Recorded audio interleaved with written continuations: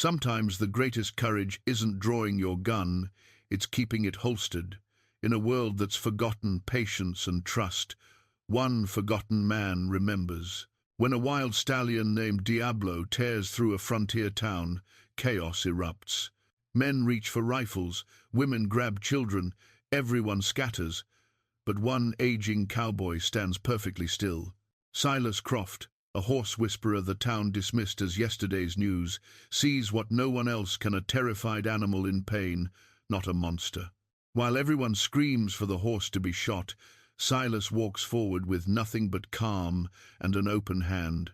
What happens next will change everything this town believes about strength and redemption. Could one old man's compassion turn a legend into a miracle?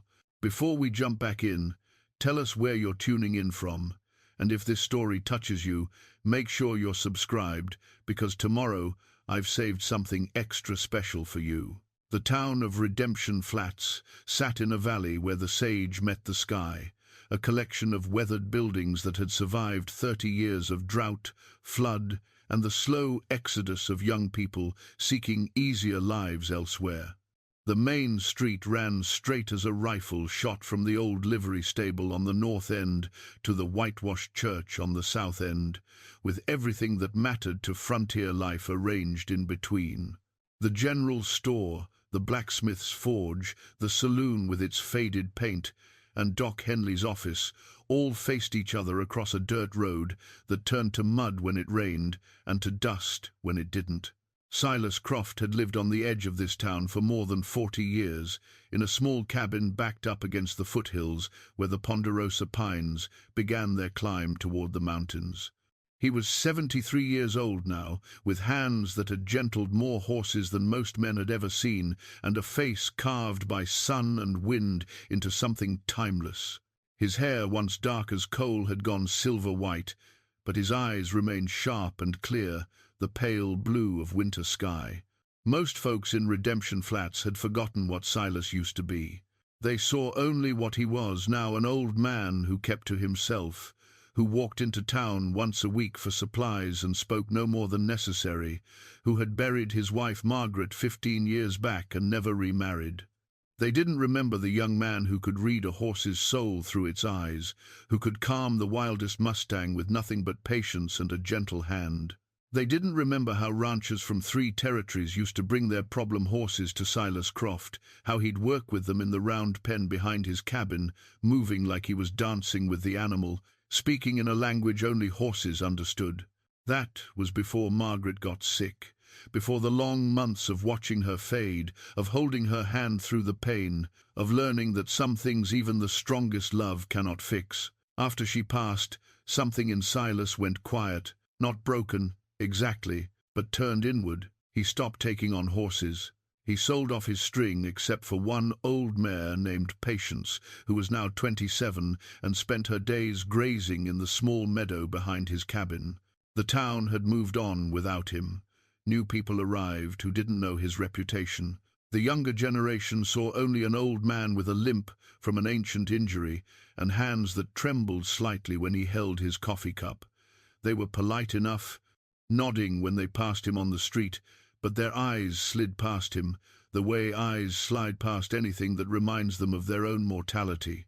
On the northern edge of town, where the road turned toward the mining camps in the high country, a man named Cyrus Blackwood had set up operation. Blackwood was a horse-breaker of the old brutal school, the kind who believed that a horse's spirit had to be shattered before it could be useful. He'd come to Redemption Flats 6 months earlier with a reputation and a contract to supply broken horses to the army fort 2 days' ride west. His corrals were built strong, his methods were harsh, and his business was good. Silas had seen Blackwood in town a few times, had noted the man's thick shoulders and hard eyes, the way he carried a quirt looped on his belt like some men carried a gun. He'd heard the sounds that came from Blackwood's corrals sometimes. When the wind was right, the screaming of horses, the crack of whips, the shouting of men who thought fear and pain were the same as respect. It made something old and angry stir in Silas's chest, but he was long past the age of telling other men how to live their lives. The world had always had men like Blackwood, It always would. What Silas didn't know, what nobody in Redemption Flats knew yet, was that 3 days earlier, Blackwood had acquired something special. A legend, a ghost story, made flesh. The stallion they called Diablo had roamed the high desert country for 8 years. A black horse with a white star on his forehead and a bloodline that went back to the Spanish horses that had run wild in these territories for generations. He was famous among the ranchers and cowboys who worked this country, a symbol of something untamed and untamable. Men had tried to catch him before. 2 had died in the attempt, thrown from their horses during the chase, necks broken in falls. The stallion himself bore scars from these encounters, rope burns on his neck, a notch torn from his left ear, and a long white mark across his shoulder where someone's bullet had grazed him years ago. Blackwood had tracked the stallion for 3 weeks, studying his patterns, learning his territory. He'd brought in 6 riders and set up a trap in a box canyon where the stallion liked to water. They'd driven him hard, run him to exhaustion, and finally roped him when he was too tired to fight effectively. Getting him back to the corrals had taken 2 days and cost Blackwood a broken finger and one of his men a concussion.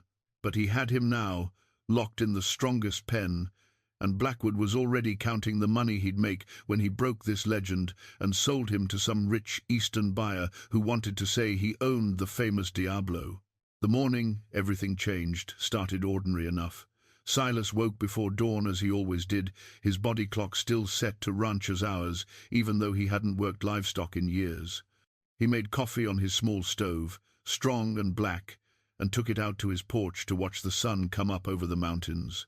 Patience wandered over from the meadow, and he gave her an apple from the basket he kept by the door, running his hand along her neck while she crunched it contentedly. The old mare had been Margaret's horse, a gentle soul who'd carried his wife on her last rides before the sickness made riding impossible. Silas talked to Patience sometimes, told her about his day, shared thoughts he shared with no one else. The horse would swivel her ears toward him, listening in that patient way horses have, and it was close enough to companionship for him now. Around mid-morning, Silas walked into town. It was Tuesday, his supply day. He moved slow, favoring his left leg where a green-broke colt had kicked him 30 years back. The injury had healed, but it left him with a hitch in his step that got worse as the day wore on. He carried an old canvas sack over his shoulder and wore the same clothes he'd worn for the past decade, worn denim pants, a faded blue shirt, a vest that Margaret had made for him before she died, and a hat so old and weather-beaten it had no identifiable color left. The general store belonged to a man named Porter Finch, a transplant from Ohio who'd come west for his health and stayed for the opportunity. Finch was cordial to Silas, but distant, the way you might be polite to a piece of furniture that had always been there but served no particular purpose. Silas bought flour, coffee, beans, a little bacon. He paid in coins, counted out carefully from a leather pouch, and accepted his change without comment. As he was leaving, Sarah Henley came in. She was Doc Henley's daughter, a woman in her early 40s who'd come back to Redemption Flats 5 years ago after her husband died in a railroad accident back east. She'd taken over helping her aging father with his practice and had earned the respect of the town through her competence and her kindness. She was one of the few people who still spoke to Silas like he was a real person, not a ghost. "Morning, Silas," she said, her smile genuine. "How's Patience doing?" "Still eating me out of house and home," Silas replied, and the corner of his mouth turned up slightly. "But she's good, keeping me company." "I'm glad," Sarah said. "You know, Mrs. Patterson was asking about you the other day. She wanted to know if you'd look at her mare. The animal's been acting strange, nervous-like." Silas shook his head slowly. "I don't do that work anymore, Sarah. You know that." "I know," she said gently. "But the knowing doesn't leave you, does it? What you had with horses, that was a gift." He looked at her for a long moment, something complicated moving behind his eyes. "Gifts are meant to be used," he said finally. "When you stop using them, maybe they aren't gifts anymore. Maybe they're just memories." Sarah touched his arm briefly. I don't believe that. I think some things are part of who you are, whether you use them or not. Silas nodded, not quite agreeing but not wanting to argue. He tipped his hat to her and walked out into the bright morning sunshine. He was halfway down the main street, heading back toward his cabin, when he heard the first sounds of trouble. Shouting from the north end of town, near Blackwood's corrals. Then a crash, the sound of splintering wood, and more shouting, this time with an edge of panic in it. Silas stopped walking. Other people on the street had stopped too, turning to look toward the commotion. A man came running down the street, one of Blackwood's hired hands, his face red with exertion. "The Black Stallion," he was yelling. "Diablo broke out. He's coming this way." People started moving then, fast. Women grabbed children and pulled them toward doorways. Men reached for guns. Shopkeepers started closing shutters. In the space of 30 seconds, the orderly main street of Redemption Flats transformed into something close to chaos. Silas stood still, his supply sack still over his shoulder, and looked north. He could hear it now, the thunder of hooves on hard-packed dirt, getting closer. The sound a running horse makes is distinctive, unmistakable. But this was different. This wasn't the sound of a horse running towards something. This was the sound of a horse running away from something, running blind with fear or pain or rage. A few men had taken up positions with rifles, setting up behind water troughs and at the corners of buildings. Blackwood himself came running down the street, his face twisted with fury, a rifle in his hands. "Somebody shoot that devil," he was shouting. "That horse is worth dead or alive, and I'll be damned if I let him tear up this town." Silas felt something shift inside him then, something he hadn't felt in a long time. It was like waking up from a deep sleep, or like remembering a language you thought you'd forgotten. He set down his supply sack carefully against the wall of the general store and stepped out into the middle of the street. Then he saw the horse. Diablo came around the corner from the north road at full gallop, and even in that first glimpse, Silas could see that this was no ordinary animal. The stallion was magnificent coal-black, with that distinctive white star, powerfully muscled, moving with a terrible beauty, even in his panic. But there was something wrong. The horse's head was tossing wildly, foam flecking his muzzle, and his eyes showed white all around. This wasn't an angry horse. This wasn't a mean horse trying to cause trouble. This was a terrified animal in terrible pain. The stallion thundered down the main street, and people scattered before him like leaves before a wind. A water trough went over with a crash. A hitching post splintered. The horse reared up, screaming that high, piercing sound that horses make when they're beyond reason, and his front hooves came down hard enough to crack the wooden boards of the sidewalk. Blackwood raised his rifle. Other men did the same. In another moment, a dozen bullets would cut the stallion down, and that would be the end of the legend of Diablo. Silas stepped forward into the middle of the street and raised his hand.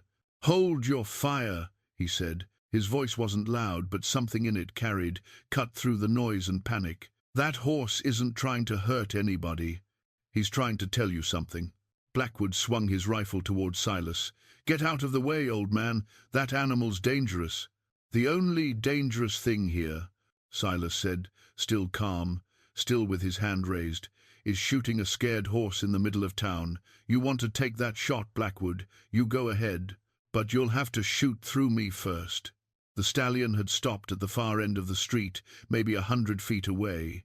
He was still tossing his head, still showing the whites of his eyes, but he'd stopped running. He was watching Silas now, and in that moment, something passed between the old man and the horse. Some recognition, some acknowledgement that neither of them could have put into words. Silas started walking forward, slow and steady, his hand still raised in that universal gesture of peace. The world narrowed down to just two beings, an old man and a wild horse, facing each other across a street filled with frightened people and loaded guns. Silas kept walking, one slow step at a time, his eyes never leaving the stallion's face. He could feel the tension in the air, thick as smoke. Behind him, someone was arguing with Blackwood. trying to convince him to lower the rifle, Sarah Henley's voice insistent. But Silas shut it all out. Right now, there was only him and the horse.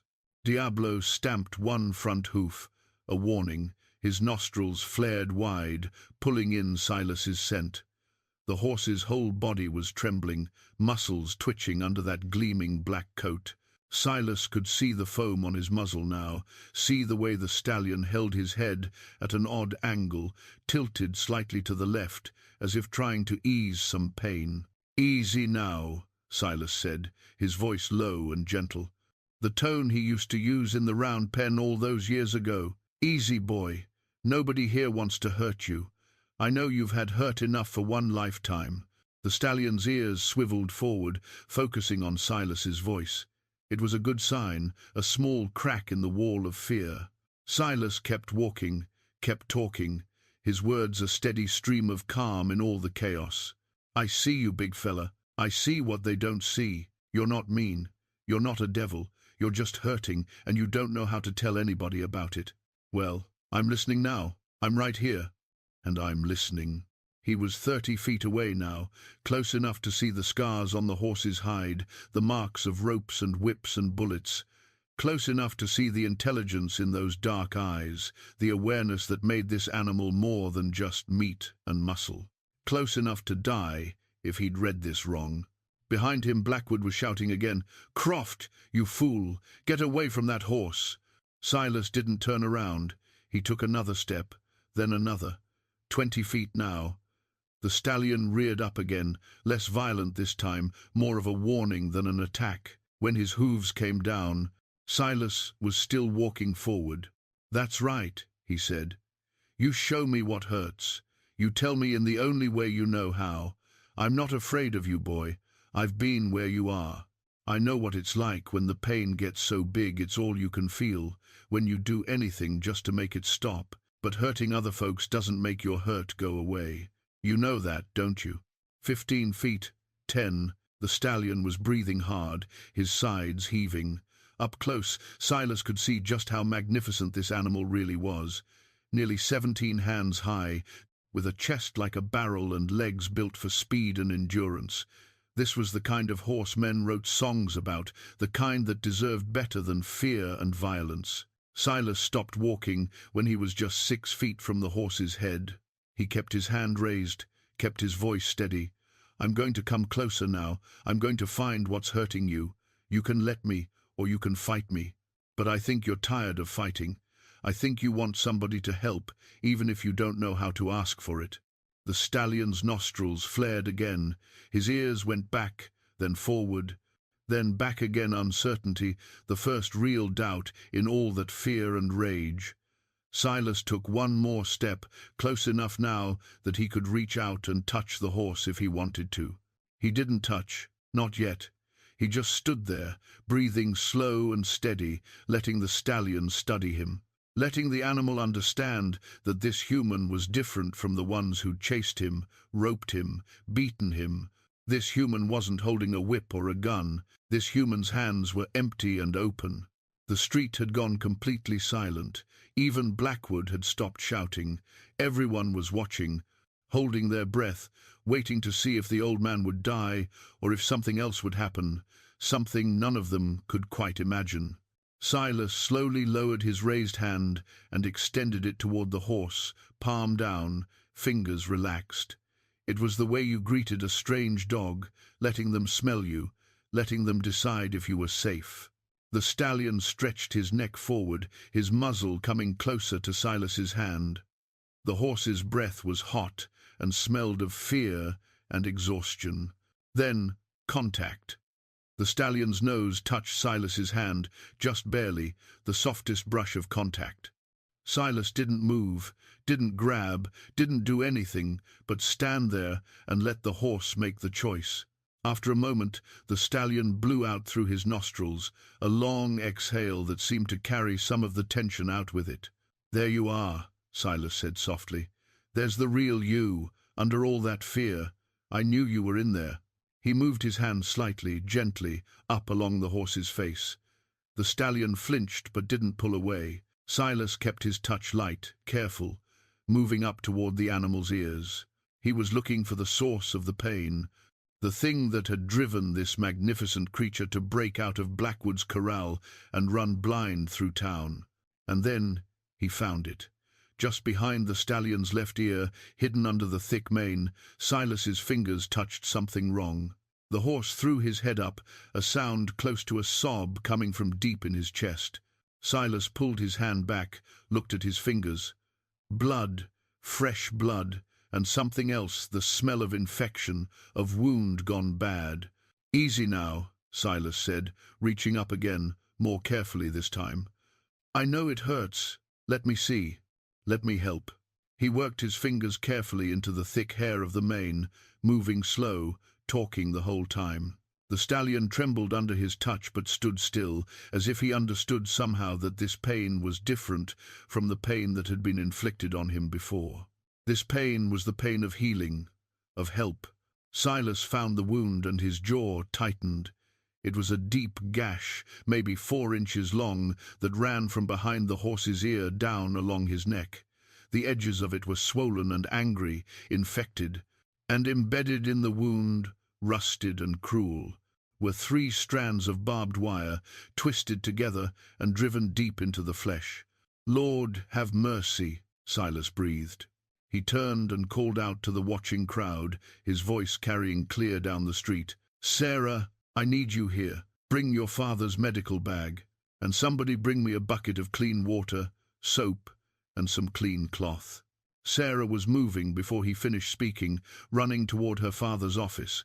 Other people started moving too, the spell of frozen silence broken, but they kept their distance, still afraid of the horse, still waiting to see what would happen. Blackwood pushed through the crowd, his rifle still in his hands. His face was red with anger and something else, embarrassment maybe, at having missed something so obvious. "What is it? What's wrong with him?" Silas turned and looked at Blackwood, and in that look was everything he thought about men like him, about cruelty disguised as toughness, about ignorance that called itself strength. "Barbed wire," he said, embedded deep in a wound behind his ear, infected. Probably been there for days, maybe longer. This horse wasn't trying to hurt anybody. He was just trying to get away from the pain. Blackwood's face went from red to pale. We didn't know." "You didn't look," Silas said, and his voice was hard as stone. "You were so busy trying to break his spirit, you never thought to check if something was breaking his body. You're not a horseman, Blackwood. You're just a man with a whip." Sarah arrived with her father's medical bag, and Doc Henley himself came limping behind her, his old legs not quite keeping up. The doctor took one look at the situation and set his bag down at a safe distance. "Tell me what you need." "Silas. Tweezers, if you've got them. Strong ones. Carbolic solution for cleaning. Needle and thread for stitching.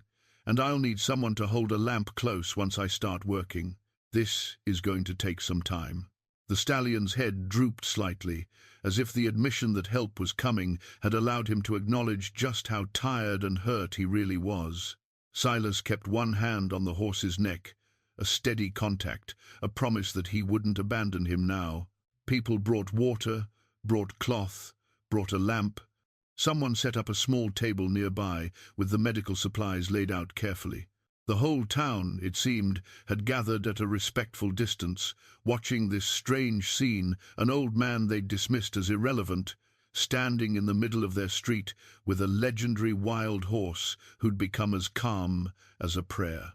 Silas looked at the stallion's dark eye, saw his own reflection there, and something in him that had been sleeping for 15 years finally woke up all the way.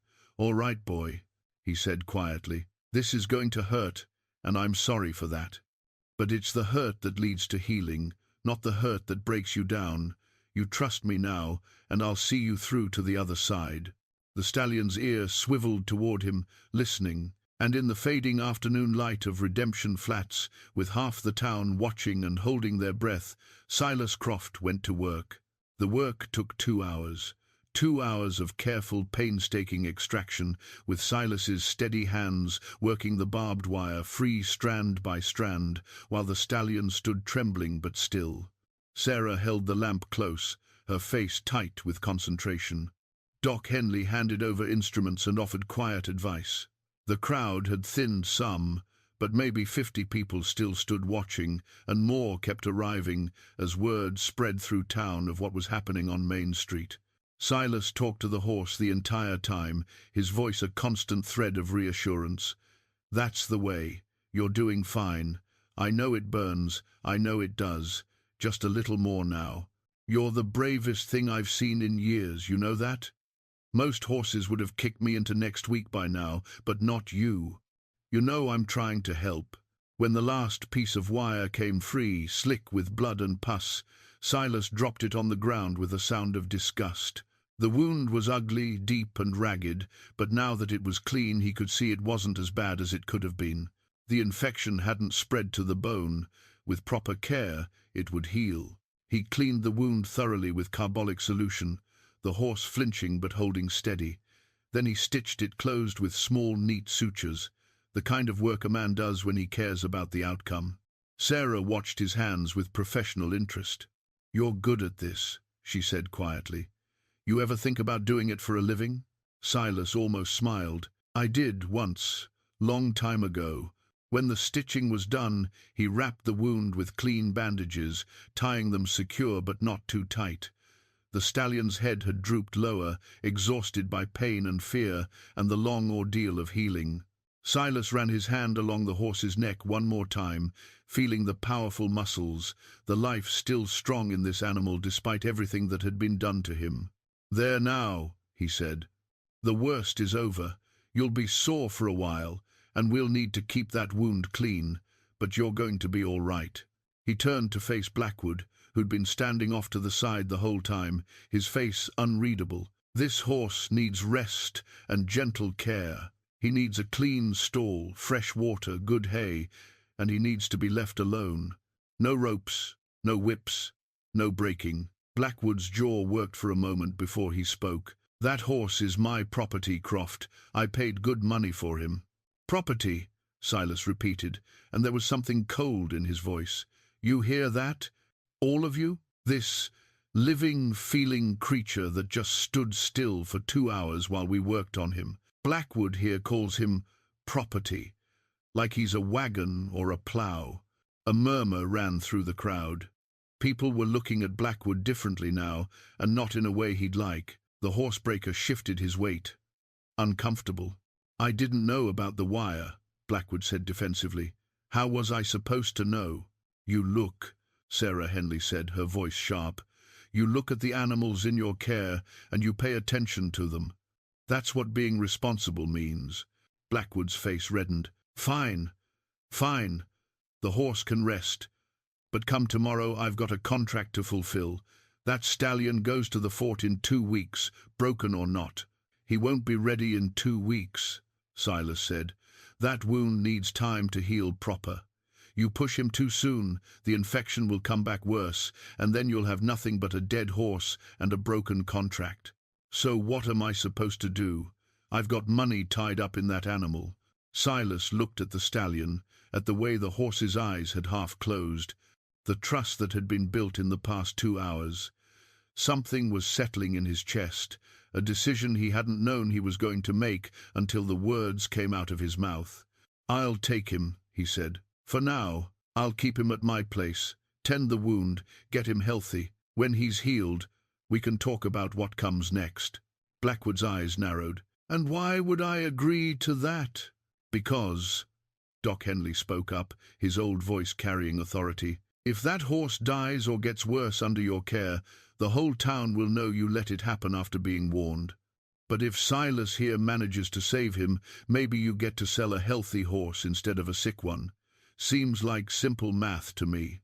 Other voices from the crowd echoed agreement. Blackwood looked around, seeing how the wind was blowing, and he didn't like it. But he was businessman enough to know when he'd lost the room. "1 month," he said finally. "You get 1 month to heal him up. Then he comes back to me, and we finish what we started." Silas nodded slowly. 1 month. Getting the stallion to his cabin was an exercise in patience. The horse was exhausted and in pain, and Silas didn't have a rope or halter that would work on an animal this size. In the end, he just started walking, and the stallion followed him. It was that simple and that profound. The legendary Diablo, the horse that no man could tame, walked through the streets of Redemption Flats behind an old man with a limp, following him like a dog follows its master. People came out of their houses to watch them pass. Children pointed and whispered. Women stood on porches with their hands over their mouths. Men shook their heads in wonder.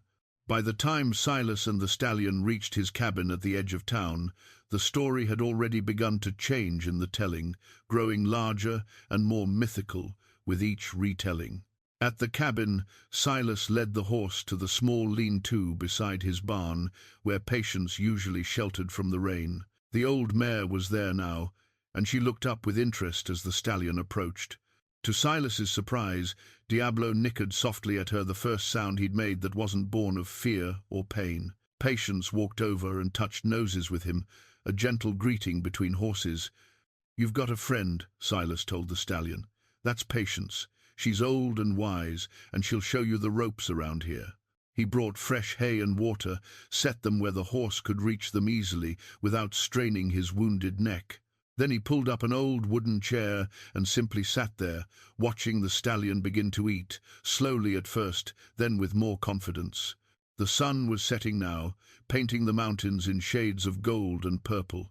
Silas sat in that fading light and thought about the day, about how a morning that had started ordinary had turned into something else entirely. He thought about the weight of the horse's muzzle against his hand, the trust in those dark eyes, the way his own hands had remembered skills he'd thought were lost to time.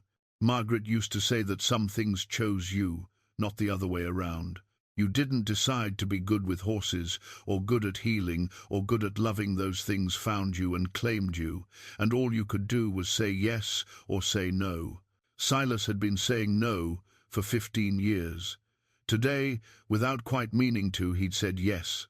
Inside the cabin, he made himself a simple dinner of beans and cornbread, then took his coffee back outside. The stallion was lying down now, resting, his breathing slow and even. Patience stood nearby, a quiet guardian. Silas settled into his chair on the porch and watched the stars come out one by one. He was under no illusions about what he'd taken on. Healing the horse's body was only the beginning. Diablo had been hurt by men, chased and caught and beaten and caged. That kind of hurt went deeper than any wound. The real work would be teaching this animal that not all humans were enemies, that trust was possible, that the world could be gentle sometimes instead of cruel. It was work that would take time and patience and a kind of faith that things could be better than they'd been. Silas understood that kind of work. He'd been doing it on himself for 15 years, with mixed results. Maybe, he thought, maybe healing the horse would help him finish healing himself. Tomorrow would bring challenges. Blackwood wouldn't give up easily on his investment. The town would have opinions about the old man and the wild horse. The wound would need tending, careful and daily. There would be setbacks and struggles, moments of doubt and difficulty. But tonight, in the cool mountain air with the stars overhead and 2 horses resting peacefully in his small shelter, Silas Croft felt something he hadn't felt in a long, long time. He felt useful. He felt needed. He felt, for the first time since Margaret died, like maybe there was still purpose left in the years he had remaining. He finished his coffee and stood up, his back protesting the hours he'd spent bent over the stallion's wound. He was old, and his body reminded him of it daily. But old didn't mean useless. Old didn't mean finished. Sometimes old meant you'd lived long enough to know what really mattered, and you'd learned enough to do something about it. "Sleep well, boy," he called softly to the stallion. "Tomorrow we start the real work." In the darkness, the horse's ear swiveled toward his voice, listening. The first week was harder than Silas had anticipated. Not because of the horse. Diablo proved to be a surprisingly patient invalid, standing still while Silas changed his bandages and cleaned the wound twice daily. The hard part was everything else. The visitors, the questions, the endless stream of townspeople who suddenly found reasons to walk past his cabin, hoping for a glimpse of the famous stallion. Some came with genuine interest. Others came with advice, most of it useless. A few came with warnings, convinced that Silas was putting himself in danger by keeping such a wild animal so close. And some, Silas suspected, came just to watch and wait for him to fail, to prove that the old man was as useless as they'd always believed. He tolerated them all with quiet patience, answering questions when he had to, ignoring them when he could. But it wore on him, this sudden attention. He'd grown used to being invisible, to moving through the world without anyone really seeing him. Now, he was seen too much, and he didn't care for it. The one visitor he welcomed was Sarah Henley. She came by on the third day, bringing fresh bandages and a jar of salve her father had prepared for the wound. "How's he doing?" she asked, approaching the lean-to slowly. The stallion raised his head, watching her with wary eyes, but he didn't move away. "Healing well," Silas said. "No sign of the infection spreading. He's eating good, drinking plenty of water. His spirit's coming back too, I can see it in his eyes." Sarah watched as Silas approached the horse, how the stallion lowered his head to accept Silas's touch. "It's remarkable," she said, "the way he trusts you. 3 days ago he was running wild through town, and now look at him." "He doesn't trust people," Silas corrected gently. "He trusts me. There's a difference. Trust has to be earned with horses, same as with people. You can't demand it or force it. You can only offer it and hope it gets offered back." "Is that what you did? Offered trust?" Silas thought about that while his hands worked carefully at the bandages, unwinding the old cloth and examining the wound beneath. It was healing clean, the edges drawing together nicely. "I offered him the truth," he said finally. "I didn't pretend to be something I wasn't, didn't promise him things I couldn't deliver, just showed him that I saw his pain and wanted to help. Sometimes that's all anybody needs, to be seen and understood." Sarah was quiet for a moment, watching him work.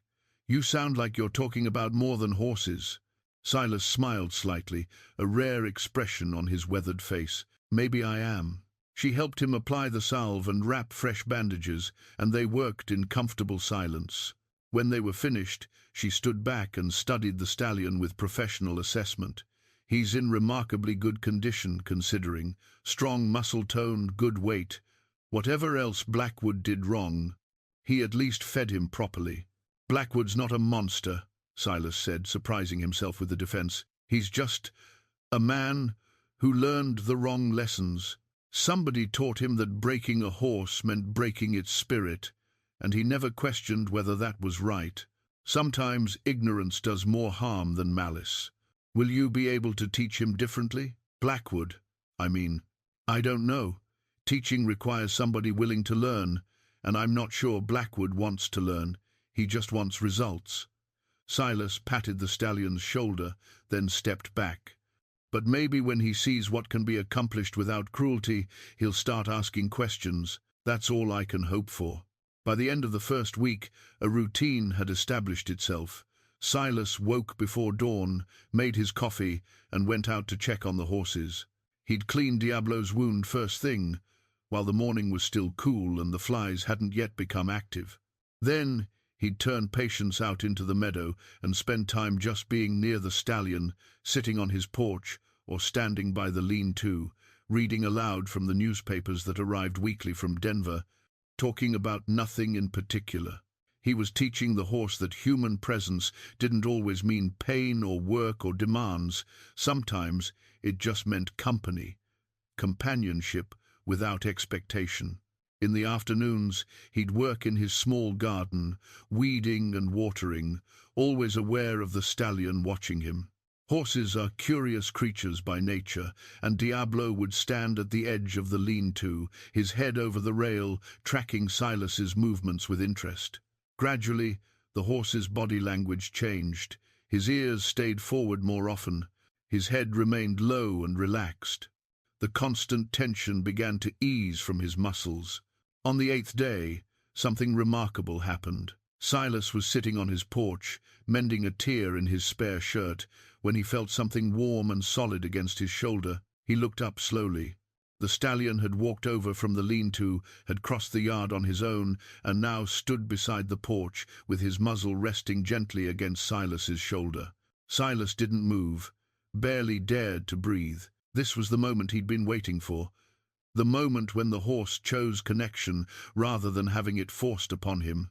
He lifted his hand slowly and placed it against the stallion's neck, feeling the life thrumming beneath the hide. "Hello, friend," he said softly. "Glad you decided to come visit." The horse blew out through his nostrils, warm breath ruffling Silas's hair. They stayed like that for several minutes, man and horse, connected in a way that went beyond words or understanding. When Diablo finally pulled away and wandered back to the lean-to, Silas felt something shift in his chest, a tightness he'd been carrying for years that loosened just slightly.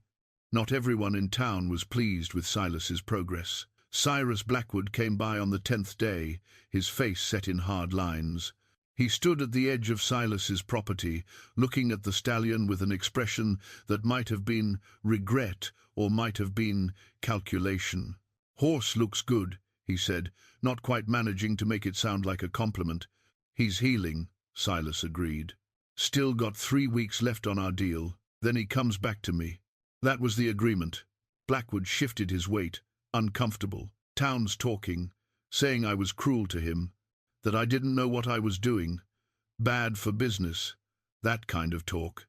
"Maybe you should think about changing how you do business then, and maybe you should remember that I'm the one who's been supplying horses to the army for the past 6 months. Good, reliable horses that do their job. Results matter, Croft, not feelings." Silas looked at him for a long moment. "You ever stop to think that maybe you'd get better results if you cared about feelings? A horse that trusts you will do things. A horse that fears you never will. Fear gets you obedience. Trust gets you partnership." "Pretty words," Blackwood said, "but I work in the real world, not in some fantasy where horses and men are friends. Animals are animals. They need to be controlled." "Is that what you think I'm doing here? Controlling him? I don't know what you're doing here, but in 3 weeks I'll take him back and finish the job I started, make him useful." "He's already useful," Silas said quietly. "He's teaching this town something about mercy, teaching me something too. That's worth more than any contract." Blackwood shook his head and walked away, but not before Silas saw something flicker across his face, doubt, maybe, or curiosity. It was a start. A small one, but still. That night, Silas lay awake in his bed, listening to the sounds of the night owls calling, the wind in the pines, the occasional stamp of hooves from the lean-to where the horses rested. He thought about Blackwood's words, about control and usefulness, and the real world. He thought about Margaret and the way she'd taught him, through years of patience and love, that the real world was bigger and stranger and more full of possibility than most people ever imagined. The real world included moments like this afternoon, when a wild horse chose to rest his head on an old man's shoulder. It included the way Patience had welcomed Diablo without fear, the way the town had watched in wonder as trust replaced violence. It included second chances and unexpected grace, and the possibility that people could change if they were given reason and time. Silas had 3 weeks left to prove what he knew in his bones to be true, that kindness was stronger than cruelty, that patience was more powerful than force, that an old man and a wild horse could teach a town something worth learning. 3 weeks to heal more than just a wound, to mend more than just one animal's broken trust. It wasn't much time. But then again, miracles didn't run on schedules. They ran on faith and hope, and the stubborn refusal to accept that things had to be the way they'd always been. In the darkness, Silas smiled. He'd spent 15 years believing his useful days were behind him. Now here he was, embarked on perhaps the most important work of his life. Margaret would have laughed at the timing of it, would have said something wise about how the universe provides what we need when we need it. even if we're too stubborn to ask. I hear you, love, he whispered to the empty room. I'm paying attention now, I promise. Outside, under the stars, a stallion named Diablo dreamed of open spaces and running free, his wounds healing, his heart learning that not all hands brought pain. The second week brought changes both welcome and worrying. Diablo's wound had healed enough that Silas could remove the stitches, revealing a clean scar that would fade with time. The horse moved with more freedom now, no longer favoring his neck, and his coat had taken on a healthier shine from good food and proper care. He'd even begun to play a little, trotting around the small paddock Silas had set up, tossing his head and kicking up his heels in ways that spoke of returning joy. But with health came restlessness. Diablo was a creature built for wide spaces and long runs, and Silas's small property couldn't contain the horse's spirit indefinitely. The stallion would stand at the fence line, looking out toward the mountains, and Silas could read the longing in his stance. This was an animal meant to be free, and every day of captivity, no matter how gentle, was a kind of slow dying. The question Silas wrestled with was this: what came after healing? What was the right thing to do with a horse like Diablo, a horse that belonged to no one and everyone, that was both legend and living creature? Return him to Blackwood meant returning him to methods that would break his spirit. Set him free meant losing all the trust they'd built and leaving him vulnerable to the next man who wanted to claim him. Keep him meant keeping him caged, and Silas had seen enough of cages to know they damaged more than bodies. He talked about it with Sarah when she came by on the 14th day. They were sitting on his porch in the late afternoon, watching Diablo graze alongside Patience in the meadow. The two horses had become inseparable, the old mare and the young stallion, an unlikely pair that nonetheless fit together perfectly. "What will you do when the month is up?" Sarah asked. "Blackwood won't let you keep him. That horse represents too much money." "I know," Silas said, "and I gave my word. That matters to me.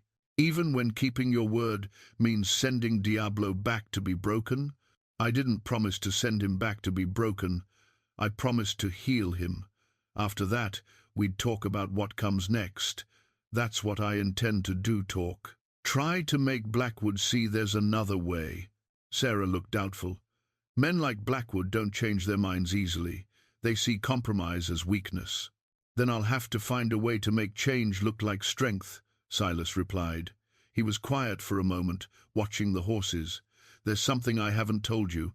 Something I've been thinking about since that first day." "What's that?" "I want to buy him. From Blackwood. I'll pay what he would have gotten from the army contract, maybe more if I can scrape it together. Keep Diablo here. Let him heal all the way, not just his body, but his trust in the world. Then when he's ready, if he wants to stay, he can, and if he wants to go, I'll let him."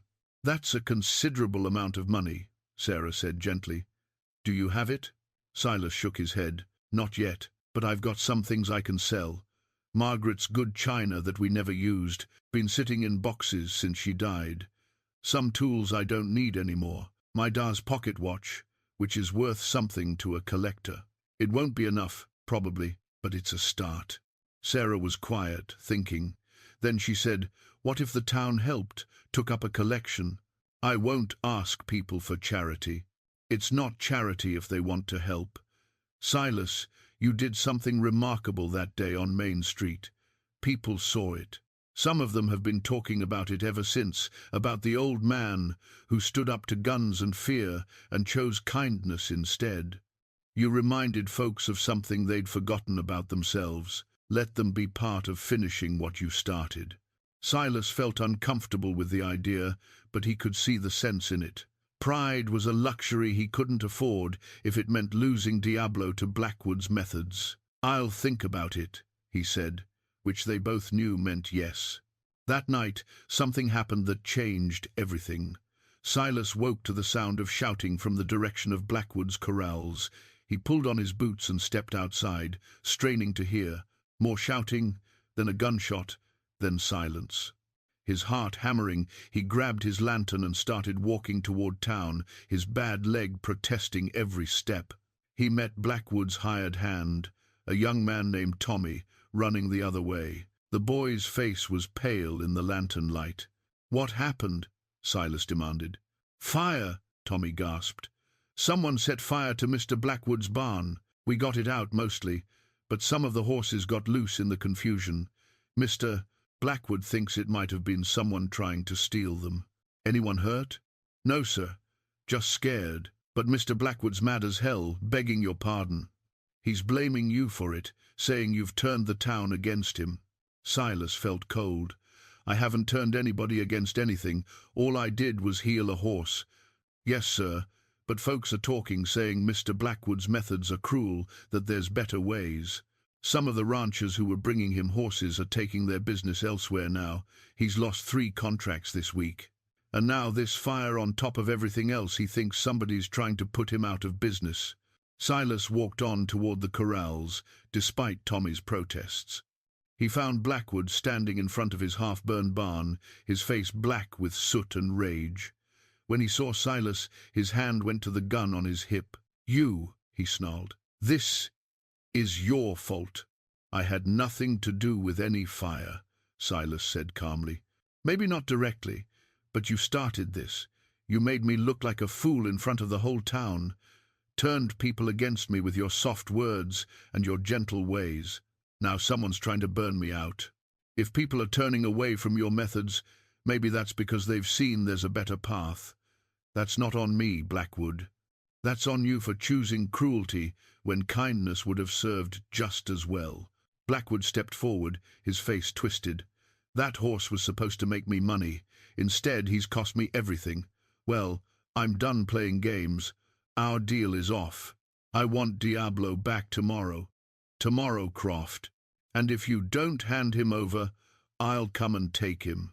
The month isn't up yet. We had an agreement. Agreements are for men who trust each other. I don't trust you anymore. Tomorrow morning, or I'm coming with the sheriff and a warrant. Your choice." Silas felt his age in that moment, felt the weight of all his years pressing down on shoulders that were tired of carrying burdens.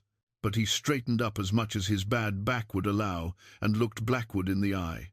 "You come for that horse. You'll get him, but not broken. Never broken. You want to finish the job you started, you'll have to go through me first. Don't be a fool, old man. You can't stop me. Maybe not, but I can make sure the whole town watches while you try. And they'll see exactly what kind of man you are when you drag a healing horse away from the one person who's shown him kindness. That's the reputation you'll carry, Blackwood. That's what people will remember." Blackwood's hand tightened on his gun, but he didn't draw. After a long moment, he turned away. "Tomorrow morning," he repeated. "Sunrise. Don't make me come looking." Silas walked back to his cabin in the darkness, his mind racing. He'd bought himself one more night. Maybe. One more night to figure out how to protect a horse who'd learned to trust him. One more night to find a solution that wouldn't end in violence or heartbreak. When he reached his property, he found Diablo standing at the fence, as if the horse had sensed his distress. Silas walked over and rested his forehead against the stallion's neck, breathing in the warm horse smell, feeling the solid reality of this creature he'd come to care about more than he'd thought possible. "I don't know what to do," he admitted quietly. "I don't know how to keep you safe without breaking my word or breaking the law. All I know is that I can't let you go back to being hurt. I can't do that to you." The horse stood still, patient as his name, accepting Silas's weight and worry without complaint, and in that moment of connection, standing under stars that had watched over men and horses for thousands of years, Silas understood something important. Sometimes doing the right thing meant accepting you couldn't do it alone. Sometimes strength meant asking for help, even when pride said otherwise. He would go to the town, he would tell them what was happening, and he would ask them not for charity, but for justice, for mercy, for the chance to show that another way was possible. It was a risk, People might turn away, might say an old man and a wild horse weren't worth their time or money, but they might not. They might remember the day Diablo ran through town and Silas stood his ground. They might remember what it felt like to see compassion triumph over fear. Tomorrow would come soon enough, bringing Blackwood and his demands. But tonight, Silas had a story to tell and hearts to reach. Tonight, he had one last chance to prove that kindness wasn't weakness, that mercy wasn't foolishness, that an entire town could be better than its worst impulses if someone just gave them the opportunity to try. He patted Diablo's shoulder one more time, then turned toward his cabin. He had letters to write, people to contact, a plan to shape from nothing but hope and stubborn faith. The night was short, and morning would bring its reckoning. But first, there was work to do. Silas didn't sleep that night. He sat at his small table with pen and paper, writing by lamplight, choosing his words carefully. He wasn't an educated man in the formal sense. His schooling had ended at 12 when he'd gone to work on his father's ranch. But Margaret had loved words, had read to him every evening from books and newspapers, and some of that love had rubbed off on him over the years. He knew how to say what he meant, and he knew how to say it plain. By dawn, he had 3 letters written. One to Doc Henley, asking him to call a town meeting that evening in the church. One to the owner of the general store, asking permission to post a notice about that meeting. And one to Cyrus Blackwood, asking for a postponement of their deadline until after the town had a chance to speak. He didn't expect Blackwood to honor that last request, but he'd made it anyway, because a man should always try the peaceful path before resorting to harder methods. He delivered the letters personally, walking into town while the sun was still low and the streets were mostly empty. Doc Henley read his letter and nodded slowly. "I'll make it happen," the old doctor said. "I can't promise what the town will decide, but I can promise them a chance to hear you out." The store owner agreed to post the notice, and by mid-morning word had spread through Redemption Flats that something important was happening. A town meeting, called by Silas Croft. About the horse, people said, about Blackwood, about what kind of community they wanted to be. Blackwood's response came just after noon, delivered by Tommy. The boy handed Silas a note with shaking hands. It read, "No postponement. Sunrise tomorrow, like I said. The town can talk all they want, but that horse is mine by law and by money paid. Don't think a bunch of speeches will change that." Silas folded the note and tucked it in his pocket. "Tell Mr. Blackwood I received his message, and tell him I'll see him at the meeting tonight, if he cares to attend. He won't come, sir. He's pretty set against you right now. I know, but the invitation stands anyway. A man should have the chance to defend himself when people are discussing his business." That evening, the church filled up in a way it hadn't for anything except weddings and funerals in recent memory. Every bench was packed, and people stood along the walls and in the doorway. Silas arrived early and sat in the front row, his hands folded in his lap, his face calm despite the nervousness churning in his gut. Doc Henley stood at the front and called the meeting to order. His voice was strong for a man his age, carrying to the back of the room. "We're here tonight because one of our own has asked us to consider something important. Silas Croft has been a part of this community for 40 years. Some of us remember what he used to do, how he worked with horses. Others only know him as a quiet man who keeps to himself. But 2 weeks ago, all of us saw him do something remarkable. He stood up to fear and showed us another way. Now he's asking for our help. I think we owe it to him to listen." The doctor gestured to Silas, who stood slowly and turned to face the crowd. He saw familiar faces: Sarah Henley sitting with her father, Porter Finch from the general store, Mrs. Patterson, who'd wanted him to look at her mare, the blacksmith and the minister and the saloon keeper. He saw younger faces too, people who'd only lived in Redemption Flats a few years, who barely knew him. And in the back, standing apart from everyone else, he saw Cyrus Blackwood. The man had come after all. "Thank you for being here," Silas began, his voice steady. I won't take much of your time. You all know about the stallion Diablo. You know how he came to be in my care, know about the wound and the healing. What you might not know is that come tomorrow morning, he's supposed to go back to Mr. Blackwood. Back to methods that I believe are wrong, that treat a living creature like a thing to be broken instead of a partner to be respected. He paused, gathering his thoughts. I want to buy that horse from Mr. Blackwood, want to pay him fair price for what he spent acquiring him, maybe more. Want to keep Diablo at my place until he's fully healed, in body and spirit both. And then, if the horse wants to go free, I'll let him go. If he wants to stay, I'll keep him safe and give him a good life. But I can't afford to do this alone. I'm an old man living on savings that were never much to begin with, so I'm here tonight to ask if any of you would be willing to help. A murmur ran through the crowd, some approving, some skeptical. Silas held up his hand. Before you answer, I want you to understand something. This isn't about me. It's not even really about the horse, though I've come to care for him more than I expected. This is about what kind of town we are, what kind of people we want to be. He looked around the room, making eye contact with as many people as he could. We can be the kind of place where might makes right, where animals are just property to be used however we see fit, where an old man's compassion is seen as foolishness. Or we can be the kind of place where mercy matters, where we look out for the helpless, whether they're human or not, where we believe that healing is better than breaking. Porter Finch stood up from the third row. How much money are we talking about, Silas? Blackwood paid $500 for Diablo, or so I heard. I've got maybe $200 worth of things I can sell, so I need $300 more, plus whatever extra it might take to convince him.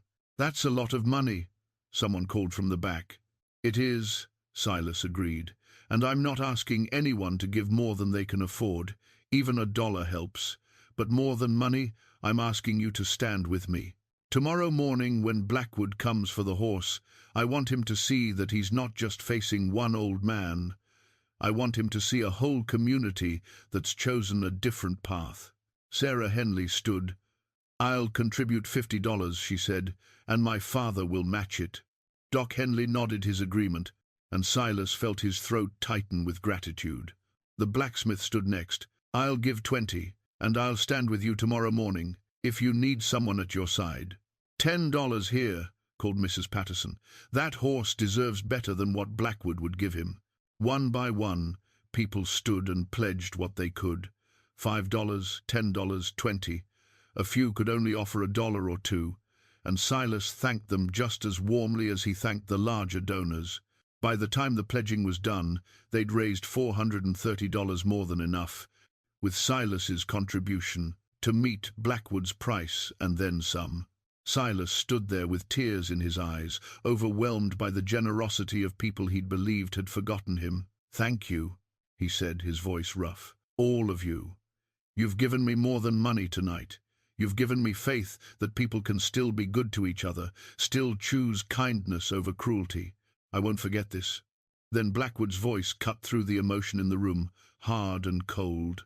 Real touching, all of this. But you're forgetting something important. That horse isn't for sale. I never said I'd sell him, just said I'd let you heal him up. Money doesn't change the fact that he's mine, legal and binding. The crowd murmured, confused and angry. Silas turned to face Blackwood. You'd turn down $600 for a horse you paid $500 for? I would, because this isn't about money anymore. It's about principle. You've all stood here tonight and said my methods are wrong, that I'm cruel, that I don't know how to handle horses. Well, I'm going to prove you wrong. I'm going to take that stallion and break him proper and sell him for $1,000 to prove that my way works. That sentiment and kindness don't matter as much as results. Silas felt something cold settle in his chest. He'd hoped appealing to Blackwood's business sense would work, but the man was operating on pride now, and pride was harder to negotiate with than greed. Then we have nothing more to discuss, Silas said quietly. No, we don't. I'll be at your place at sunrise, just like I said, and if you try to stop me, I'll bring the sheriff and the law. and you'll lose the horse and your dignity both." Blackwood turned and walked out of the church, his footsteps echoing in the sudden silence. The crowd erupted in angry voices, people calling out suggestions and threats. Doc Henley called for order, but it took several minutes to restore quiet. Finally, he turned to Silas. "What will you do?" Silas looked at the money that had been pledged, at the faces of people who'd believed in him enough to open their wallets and their hearts. He thought about Diablo, about the trust they'd built, about what it would mean to hand that horse over to someone who would break him. He thought about Margaret and what she would say if she were here, and he made his decision. "I'll give him the horse," Silas said, and the room erupted in protests. He raised his hand for silence. "But I'll do it in a way that makes him prove his methods work. I'll challenge him to a contest, public and fair. He takes Diablo and works with him his way for 1 week. Then I get the horse back for 1 week and work with him my way. At the end, we demonstrate what each horse can do, and the town decides whose method is better. Winner keeps the horse." It was a risk, a huge risk. A week in Blackwood's hands could undo everything Silas had accomplished, could traumatize Diablo beyond repair. But it was the only way to resolve this that didn't involve lawyers and sheriffs, and a fight Silas couldn't win. The room was silent, people considering. Then the blacksmith spoke up. "I like it. Put your methods where your mouth is, Blackwood. Show us you're right." Others echoed the sentiment. It was fair, they said. It was just. It gave both men a chance to prove themselves. But Blackwood wasn't in the room to answer, and whether he'd agree to such terms, Silas couldn't say. He'd find out at sunrise, when the man came for his horse and the final confrontation began. Silas barely slept that night. He lay in his bed, watching the shadows move across the ceiling, listening to the sounds of the horses outside. Diablo and Patience, breathing in the darkness, unaware of the storm that was coming with the morning sun. He thought about his plan, turned it over in his mind, looking for flaws, trying to convince himself he hadn't just made a terrible mistake. The truth was simpler and harder than he wanted to admit. He didn't know if his way would work. He'd gentled horses before, yes, but never one as traumatized as Diablo, never one who'd been hurt so badly by human hands. And he'd never done it under pressure, with the whole town watching, with everything riding on the outcome. He was 73 years old, his body slow and aching, his confidence not what it used to be. What if he failed? What if Blackwood's harsh methods actually produced better results, at least in the short term? What if he'd just sentenced Diablo to 2 weeks of torture for nothing? These thoughts circled his mind like buzzards until finally, around 4 in the morning, he gave up on sleep entirely. He rose, dressed, made coffee, and went outside to sit on his porch. The sky was just beginning to lighten in the east, stars fading one by one as dawn approached. He heard the horses moving in the lean-to, Patience's soft nicker and Diablo's answering rumble.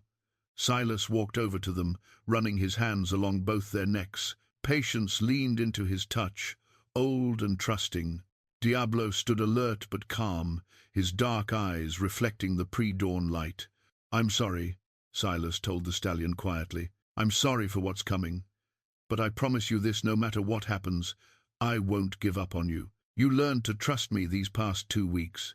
I'm asking you to keep trusting just a little longer, even when it gets hard. Can you do that for me?"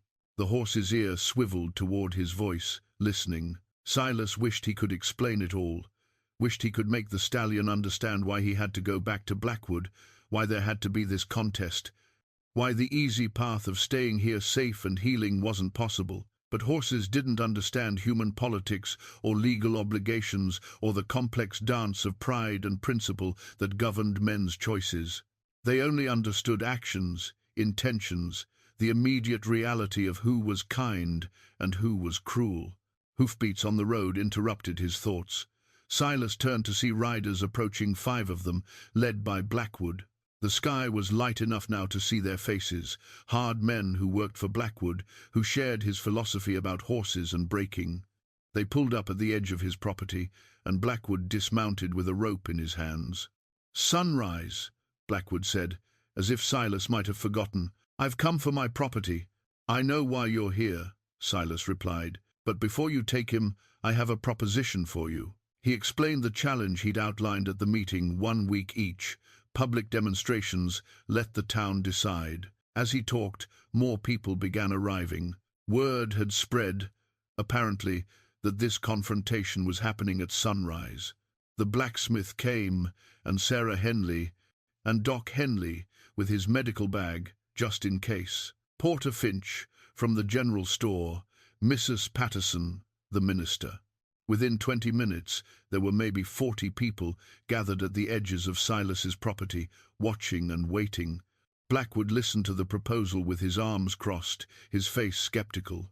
When Silas finished, he shook his head. Why would I agree to that? The horse is mine. I don't need to prove anything to these people. Because, Silas said carefully, if you refuse, everyone here will know you were afraid to test your methods. They'll always wonder if maybe I was right, if maybe there was a better way, and you just didn't want to risk being proven wrong. I'm not afraid of anything. Then prove it. Take the challenge. Show us all that your way works better.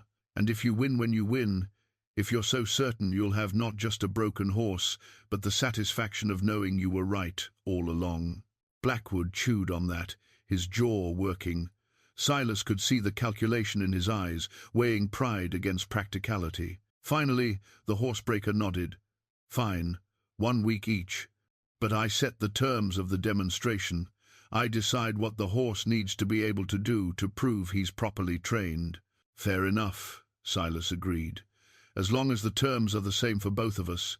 What you require of him after your week, I'll require after mine. Agreed. And if I win, you never speak another word about my methods. You tell everyone who listen that Cyrus Blackwood knows horses better than some washed-up old man who's been out of the business for 15 years. And if I win, Silas countered, you change how you work. You stop using fear and pain. You learn to be gentle. Blackwood laughed, but it wasn't a pleasant sound. Fine, though you won't win, so it doesn't matter. Now, are we doing this or not? I'm burning daylight. Silas walked over to Diablo. The stallion had been watching the exchange with wary eyes, ears flicking back and forth as he tracked the strange men and the growing crowd. When Silas approached, the horse moved toward him, seeking reassurance. I know, Silas murmured, running his hand along the stallion's neck one last time. I know this is hard. But remember what I told you, trust me a little longer. Just a little longer, and this will be over. He stepped back, and Blackwood moved in with his rope. The moment the horsebreaker got close, Diablo's whole demeanor changed. His ears pinned back, his eyes showed white, and he backed away fast, a sound close to a scream building in his chest. Easy now, Blackwood said, but his voice lacked Silas's gentleness. It was the voice of a man used to commanding, not comforting. He moved faster, threw the rope, caught the horse around the neck. Diablo reared up, fighting, and for a terrible moment Silas thought the stallion might strike out with his hooves. But Blackwood's men moved in. More ropes, more hands, and within minutes they had the horse caught and held, trembling but contained. Watching it made Silas feel sick. He'd handed over a horse that trusted him to men who would terrorize him, and for what? Pride? A point to prove? What kind of man did that make him? Sarah seemed to read his thoughts. She stepped up beside him and spoke quietly. You did the only thing you could. Sometimes the path to saving something requires letting it hurt first. That doesn't make it right. No. But it makes it necessary. Blackwood and his men led Diablo away, the stallion fighting every step, his eyes rolling back to find Silas one more time before he disappeared around the bend in the road. The crowd began to disperse, some following to watch where Blackwood would take the horse, others drifting back to town. Within an hour, Silas was alone again except for Patience, who stood at the fence, looking in the direction Diablo had gone, a soft, worried sound in her throat. Silas spent that day in a kind of fugue state, going through the motions of his life without really inhabiting it. He tried to work in his garden, but kept forgetting what he was doing. He tried to read, but couldn't focus on the words. He made coffee and let it go cold, untouched. The silence where Diablo should have been was deafening. That night, unable to stand it anymore, he walked into town. He found Tommy, Blackwood's hired hand, at the saloon. The young man looked uncomfortable when Silas approached, but he didn't run away. "How is he?" Silas asked simply. Tommy glanced around to make sure Blackwood wasn't nearby, then spoke low. "Not good, sir. He's been fighting all day. Won't eat, won't drink. Mr.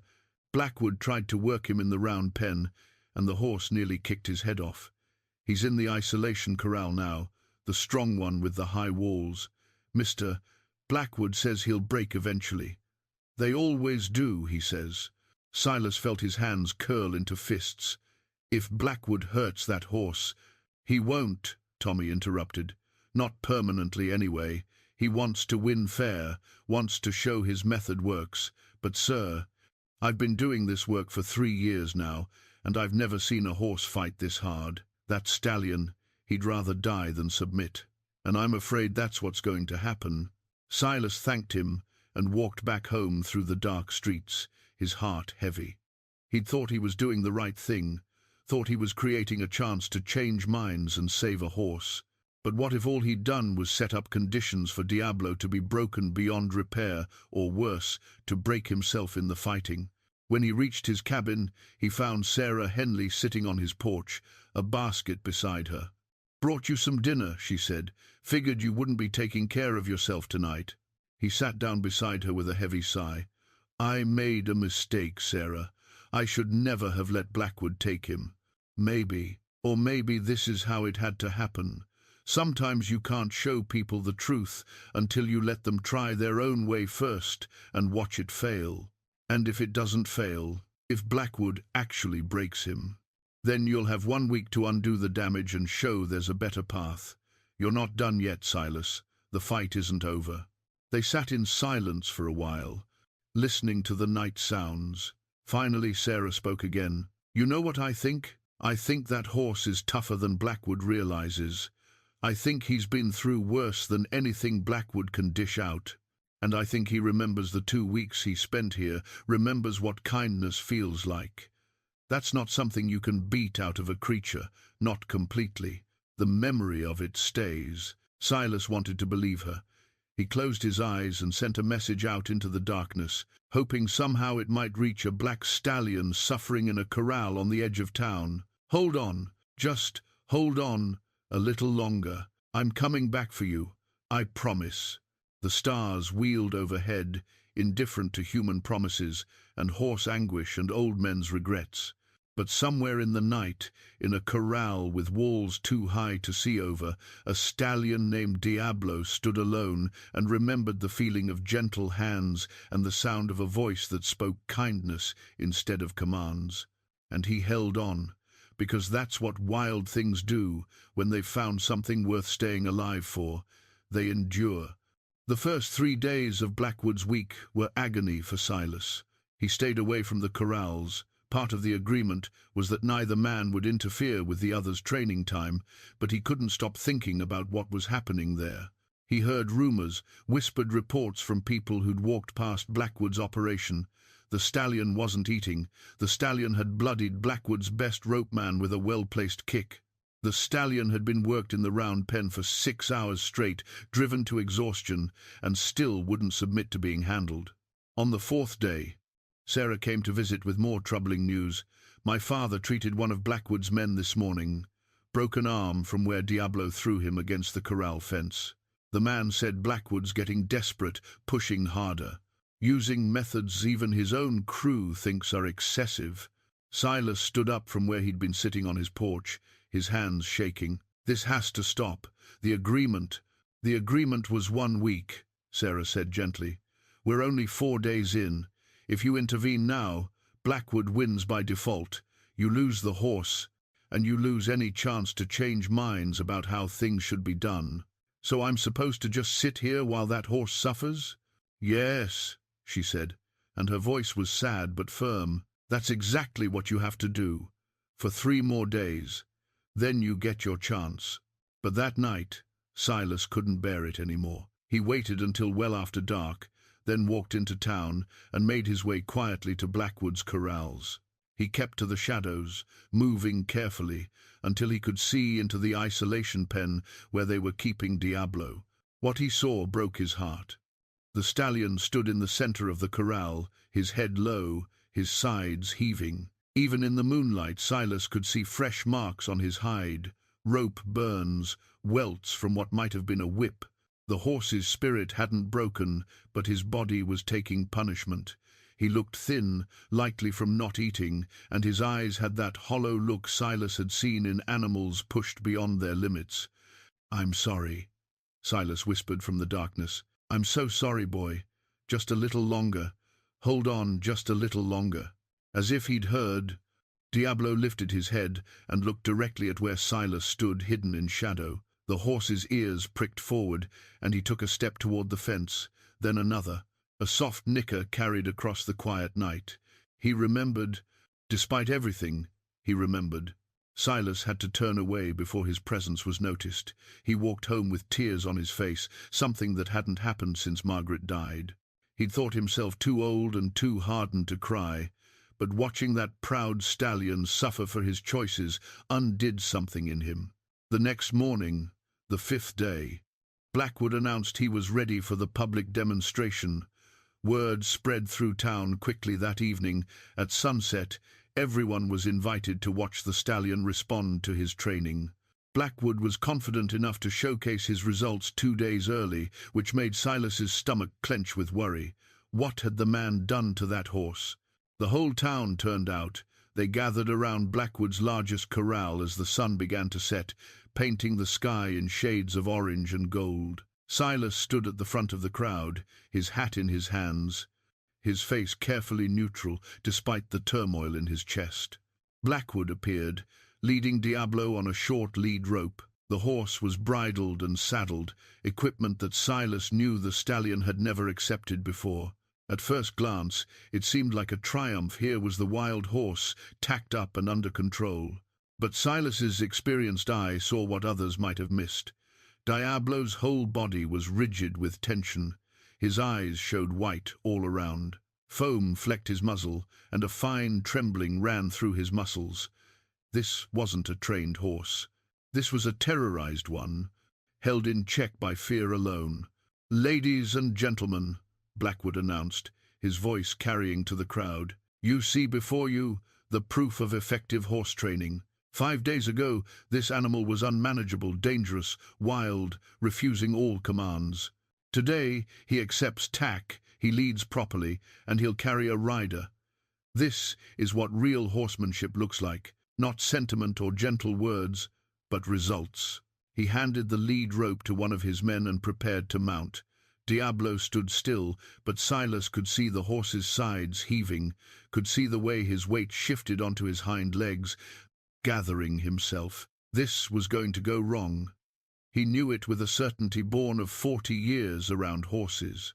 Blackwood put his foot in the stirrup and swung up into the saddle. For 3 seconds, maybe 4, the horse stood frozen.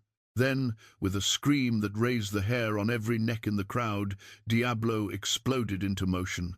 He bucked with a violence that was shocking to watch, his back arching, his hind legs kicking skyward. Blackwood, for all his claims of expertise, lasted maybe 5 seconds before he was launched from the saddle, landing hard in the dirt. The horse didn't stop. He bucked and twisted, fighting the saddle and bridle with desperate fury, crashing into the corral fence with enough force to crack the heavy timbers. The crowd scattered back, people shouting, children crying. Blackwood's men rushed in with ropes, trying to get control, but Diablo was beyond reason now. He was fighting for his life against enemies that existed only in his terror-soaked mind. It was Silas who finally brought calm. Without thinking, acting purely on instinct, he climbed over the corral fence and walked into the maelstrom. People shouted warnings, but he ignored them. He moved through the chaos like a man walking through still water, his hands loose at his sides, his voice low and steady. "Easy now, Diablo. Easy, boy. It's me. You know me. You remember me?" The horse's wild eyes found him, and something in that gaze changed. The bucking slowed, then stopped. Diablo stood trembling, every muscle taut, foam and sweat coating his hide. But he stood still as Silas approached, stood still as the old man's hands found the saddle cinch and loosened it, letting the hated thing fall away. Stood still as Silas unbuckled the bridle and slipped it free, revealing angry welts on the stallion's face where the bit had been forced too harshly. "There now," Silas murmured. "There now. The worst is over. You did so well holding on. I'm here now. I've got you."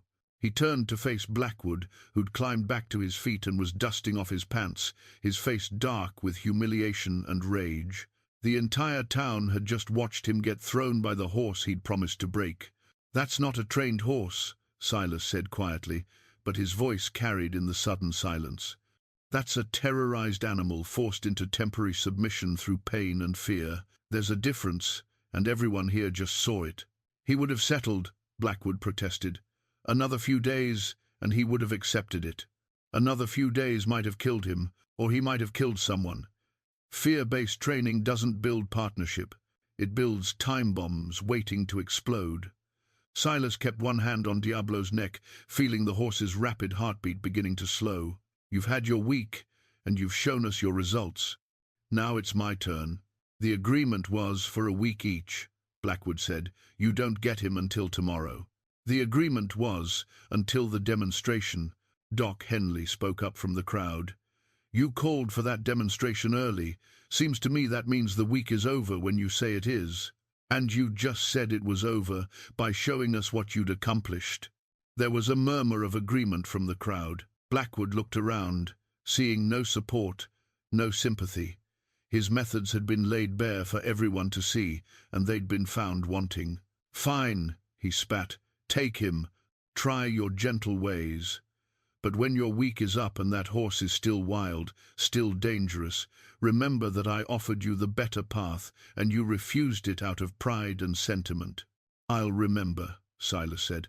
"I'll remember everything that's happened here." He led Diablo out of the corral without rope or halter, the horse following him like a shadow. The crowd parted to let them through, people staring in wonder at the sight. Behind him, Silas heard Blackwood ordering his men to clean up, heard the anger in the horsebreaker's voice, but that was behind him now. What lay ahead was the real work, not just healing a body this time, but healing a spirit that had been broken down and built back up on foundations of fear. The walk back to his cabin felt longer than it ever had before. Diablo followed close, so close that Silas could feel the horse's breath on his shoulder. Patience called out when they came into view, and Diablo answered with a nicker that sounded like relief, like homecoming. That night, Silas didn't sleep at all. He stayed outside with the horses, sitting on the ground with his back against the lean-to, watching the stars wheel overhead. Diablo stood nearby, not quite touching, but close enough that Silas could have reached out and made contact if he wanted to. The horse was choosing proximity, choosing connection, after 5 days of forced isolation and brutality. It was a start, a small one, but real. And in the morning, the real work would begin. 1 week to rebuild what Blackwood had torn down. 1 week to prove that trust was stronger than fear, that gentleness was more powerful than force. 1 week to show a horse and a town that another way was possible. Silas looked at Diablo standing in the starlight, at the scars old and new that marked his hide, at the wariness that still hadn't left his eyes. This magnificent, damaged creature had survived so much. He'd survived cruel captures and crueler training, survived wounds infected and spirits broken, survived 5 days that might have destroyed a lesser animal. He'd survived because something in him refused to give up, refused to let the world beat all the wildness out of him. "Tomorrow," Silas promised quietly, "tomorrow we start putting you back together. Not the way you were before, that's lost, but something new, something better. A horse who's been broken by the world but chose to trust it again anyway. That's worth more than any unbroken wildness, boy. That's strength that runs deeper than fear." The stallion's ear swiveled toward his voice, listening, and in that small gesture, in that attention and focus, Silas found the hope he needed to believe the week ahead was possible. They'd both been broken by life, both rebuilt themselves from wreckage. Maybe together they could show others how it was done. Maybe that was what this had been about all along, not saving one horse, but showing one town that healing was always possible if you had the courage to reach for it.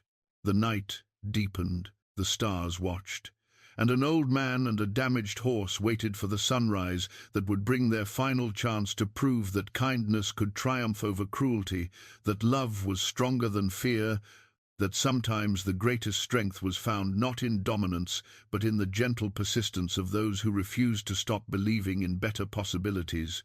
The first day of Silas's week, he did nothing. Nothing at all, except exist in the same space as the horse. He sat on his porch with his coffee, reading his newspapers, occasionally talking to Patience when she wandered by.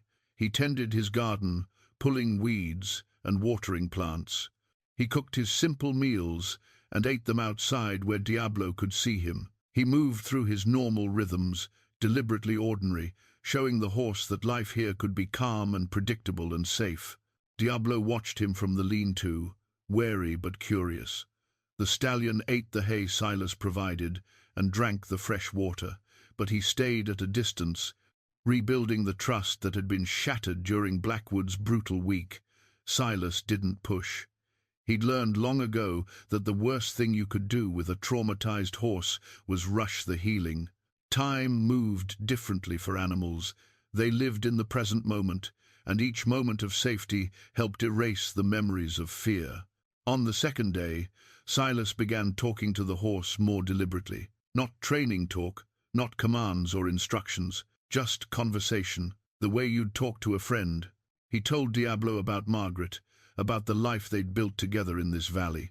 He talked about the mountains and the seasons, about the first time he'd ever gentled a wild horse, and how terrified he'd been that he'd do it wrong. He shared his doubts and fears about the demonstration that was coming, admitted that he wasn't sure he could undo the damage Blackwood had inflicted. The stallion's ears tracked his voice, swiveling to catch every word.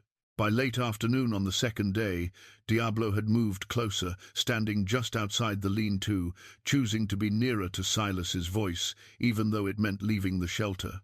On the third day, Silas started working with him physically, but so gently that most people wouldn't have recognized it as training. He simply stood near the horse and ran his hands along Diablo's neck and shoulder, finding the places where tension lived in the muscles and working them loose with patient pressure. The stallion flinched at first, expecting pain, but when none came, he gradually relaxed into the touch. Silas found knots and sore spots, the lingering effects of ropes too tight and work too hard, and he massaged them away while talking in that low, steady voice. "Pain doesn't make you stronger," he told the horse. "Healing does. Every time someone hurts you and you survive it, you think that makes you tough. But really, it just makes you scared. Real strength comes from knowing you're safe enough to be vulnerable, knowing someone won't take advantage when you let your guard down. That's what I'm offering you, boy. The chance to be vulnerable and discover it won't destroy you." By the fourth day, Diablo was following Silas around the property like a dog. Not because he'd been trained to, but because he wanted to. Because proximity to this human meant safety and comfort instead of pain and fear. Silas let him, never forcing the interaction, always giving the horse the choice to engage or withdraw. Sarah came to visit that afternoon and stopped in her tracks when she saw the stallion walking beside Silas to the garden, saw how the horse would stop when Silas stopped and start when he started. Perfect synchronization without any visible signals. "How did you do that?" she asked, amazed. "I didn't do anything," Silas replied. "I just let him be who he is, instead of trying to force him to be what I wanted. Turns out, what he is, naturally, is pretty close to what's needed anyway. Blackwood could never accomplish this in 100 years, because Blackwood sees horses as tools to be shaped, I see them as partners to be understood. When you understand a creature, really understand what it needs and fears and wants, then working together becomes easy. It's not training so much as it is translation. On the fifth day, Silas introduced the idea of tack again, but so differently from Blackwood's approach that it barely resembled the same process. He let Diablo smell the saddle blanket, rub his face against it, investigate it thoroughly before ever placing it on the horse's back. When he finally did lay it across Diablo's spine, he did so with such slowness and care that the horse barely noticed the transition from exploring to wearing. The bridle took longer.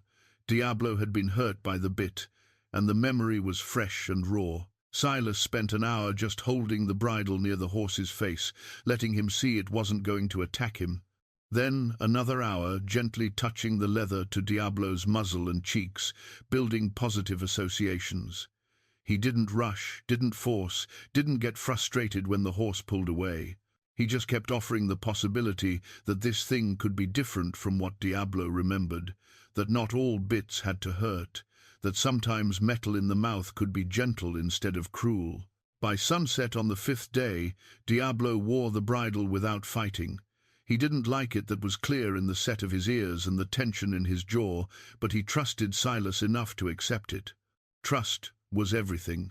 Trust was the foundation on which every other accomplishment would be built. On the sixth day, Silas climbed into the saddle, not in one dramatic moment, but gradually, over hours, first just leaning across the horse's back, letting Diablo feel the weight and decide it was acceptable. Then one foot in the stirrup, weight shifting but not committing.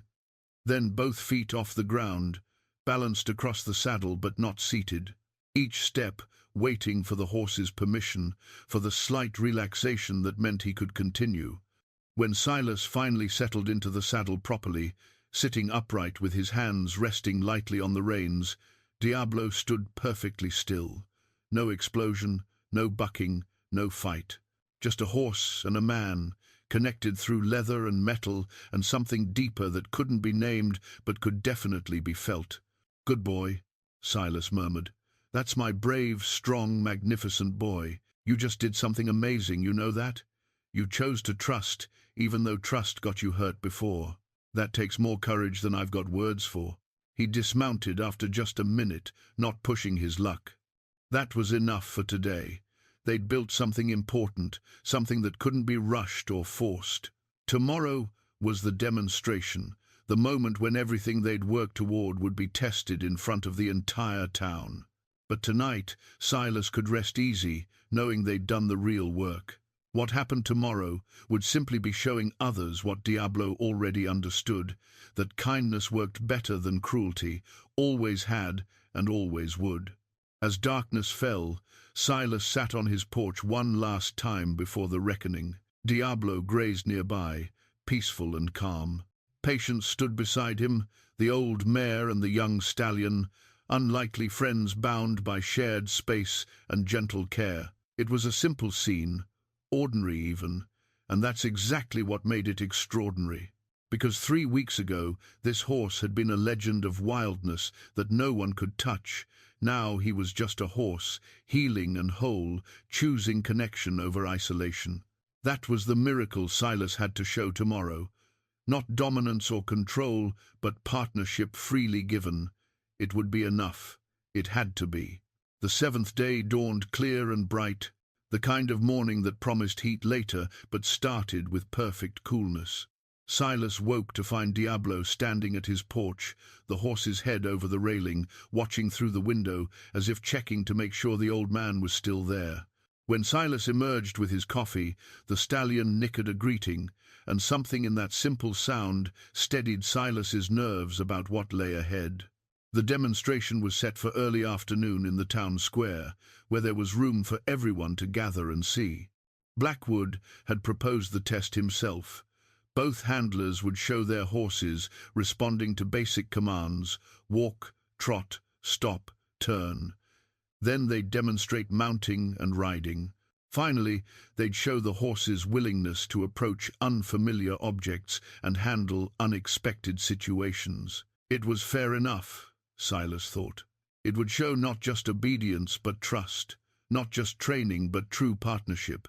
By noon, it seemed like everyone within 20 miles had arrived. The crowd was 3 times larger than the town's normal population. Word having spread about the contest between the old horse whisperer and the harsh horse breaker, people lined the streets, sat on rooftops, stood on wagons to get a better view, children perched on their fathers' shoulders. It felt like a carnival, except the air carried tension instead of celebration. Blackwood arrived first, leading a different horse, a young gelding he'd been working with since Diablo had proven too difficult. This was strategic, Silas realized. Blackwood was showing what his methods could accomplish with a more compliant animal, something that would perform reliably under pressure. The gelding moved with quick, nervous energy, obeying commands instantly, but showing tension in every line of his body. He was trained, certainly, but he looked miserable. Then Silas walked into the square with Diablo following loose at his shoulder. No rope, no halter, just a horse choosing to stay close to a human he trusted. The crowd's murmur rose to a roar of amazement. The legendary wild Stallion, walking calmly through the middle of town as if it were the most natural thing in the world. Mayor Hendricks, a stout man with impressive mutton chops, stood on a raised platform to officiate. "Gentlemen, we're here to settle a question that's divided this community. What's the better way to work with horses? Mr. Blackwood will demonstrate first." Blackwood put his gelding through the paces, and Silas had to admit the horse performed well. Commands were obeyed instantly, turns were sharp, stops were immediate. The mounting went smoothly, and Blackwood rode the horse through a series of maneuvers that showed the animal's training. When it came time for the obstacle portion, Blackwood led his mount past a flapping tarp, over a small jump, and between 2 narrow posts. The gelding did everything asked of him, though his ears stayed pinned back and his tail swished with obvious anxiety. The crowd applauded politely when Blackwood finished. It had been an impressive display of control, and no one could deny that the horse was obedient. Then it was Silas's turn. He stood in the center of the square with Diablo beside him, and for a moment he just let people look at them, this old man and this powerful horse, standing together in partnership rather than dominance. Then he began. He didn't shout commands or use dramatic gestures. He simply shifted his weight, turned his body, changed his focus, and the horse responded as if reading his thoughts. Walk, trot, stop, turn, all accomplished with nothing more than subtle body language and the occasional soft word. The crowd watched in wonder as man and horse moved together like 2 parts of one creature, so synchronized it was hard to tell who was leading and who was following. When it came time to mount, Silas did it slowly, giving Diablo every opportunity to object. The horse stood rock solid, his ears forward, his eye soft. Once mounted, Silas rode him through the same series of maneuvers Blackwood had shown, but where the gelding had moved with tense obedience, Diablo moved with calm confidence. His head was low and relaxed, his tail swinging gently, his whole demeanor one of a creature completely at ease with his partner. The obstacle course was where the real difference showed. Silas dismounted and walked toward the flapping tarp, knowing it would frighten most horses. Diablo followed him right up to it, sniffed it, then walked past it without hesitation, because he trusted that if Silas walked toward something, it must be safe. The same with the jump and the narrow passage. The horse followed where his partner led, not because he'd been forced to obey, but because he'd chosen to trust. When Silas finished, the crowd erupted. Not just applause, but cheering, people calling out his name and the horse's name, the sound rolling through the square like thunder. Silas stood there, with one hand on Diablo's neck, overwhelmed by the response, by what they'd accomplished together. Mayor Hendricks raised his hands for silence. "I think we've seen all we need to see. The question before us was, which method produces better results? Both horses were trained, both performed their tasks. But I'm going to ask you all to consider this. Which horse looked happy? Which horse seemed like he wanted to be there? Which partnership would you rather have for yourself?" A voice called out from the crowd, surprisingly. It was one of Blackwood's own men, Tommy. Mr. Croft's way. That horse would follow him into fire. That's not training, that's love. Others echoed the sentiment. Not everyone, certainly some, still believed Blackwood's harsh methods were more practical, more efficient. But the majority had seen what Silas had seen, had recognized the difference between obedience enforced by fear and cooperation offered through trust. Mayor Hendricks looked at both men. "Mr. Blackwood, do you wish to concede, or shall we put it to a vote?" Blackwood stood there for a long moment, his face unreadable. Then, to everyone's surprise, he walked over to where Silas stood with Diablo. He didn't speak at first, just looked at the stallion, really looked at him, seeing, perhaps for the first time, not a tool to be shaped, but a living being, with thoughts and feelings, and the capacity for connection. "I concede," Blackwood said finally, his voice rough. "Not because I think you won some contest, but because I've been doing this work for 20 years, and I've never seen a horse look at a human the way that Stallion looks at you. I don't know if I can learn to do what you do, but I'm willing to try, if you're willing to teach me." The crowd went silent, shocked. This was not the ending anyone had expected, not victory and defeat, but transformation and possibility. Silas looked at Blackwood for a long moment, seeing past the pride and the bluster to something else, underneath a man who'd learned the wrong lessons early and had never questioned them until forced to. A man who could change, maybe, if given reason and guidance. "I'll teach you," Silas said simply. "Not because I think I'm better, but because every horse deserves a handler who sees them as more than property. Starting tomorrow, if you want, come by my place. We'll work together." Blackwood nodded, then walked away. His shoulders set, but his head slightly bowed. But through it all, Silas kept one hand on the stallion, anchoring himself in the simple reality of this connection they'd built. They'd won more than a contest today. They'd shown an entire community that another way was possible, that kindness could be strength, that patience could achieve what force never would. As the sun began to set and the crowd thinned, Sarah approached with tears in her eyes. "You did it," she said simply. "You changed everything." "No," Silas replied, looking at Diablo. "We did it. Me and this brave horse who decided to trust again, even after every reason not to. He's the real hero of this story." The stallion's ear swiveled toward his voice, listening, and Silas smiled.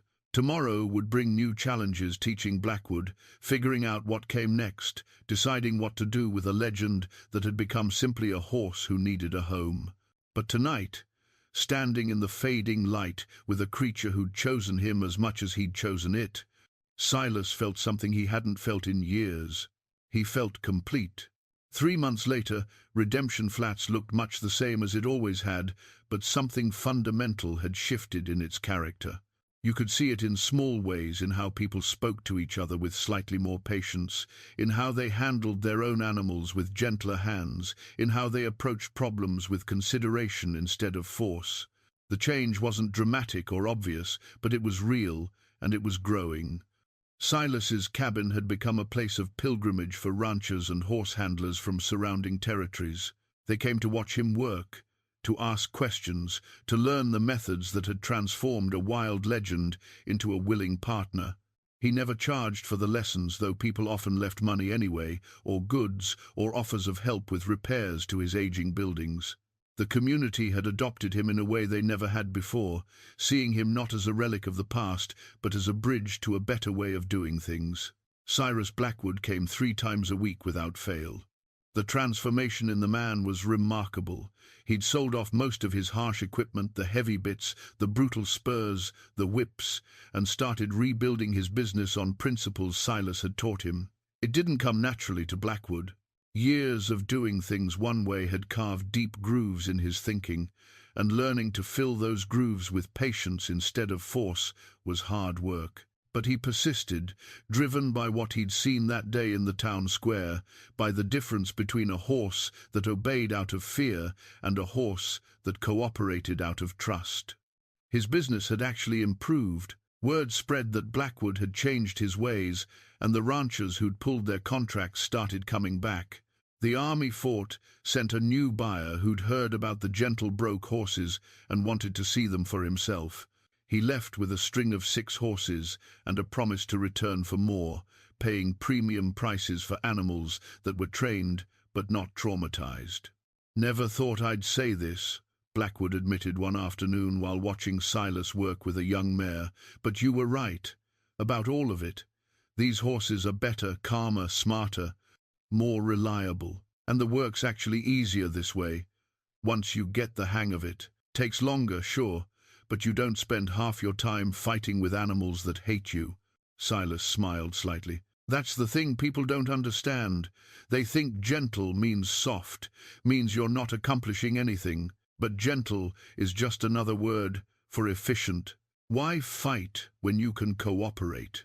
Why force when you can ask? The horse does what you want either way, but one way he wants to do it, and one way he's just scared not to. The end result looks the same to folks who don't know horses, but any horseman worth his salt can see the difference."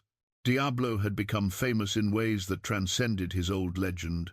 Before, he'd been the wild stallion no one could catch, a symbol of untamed freedom.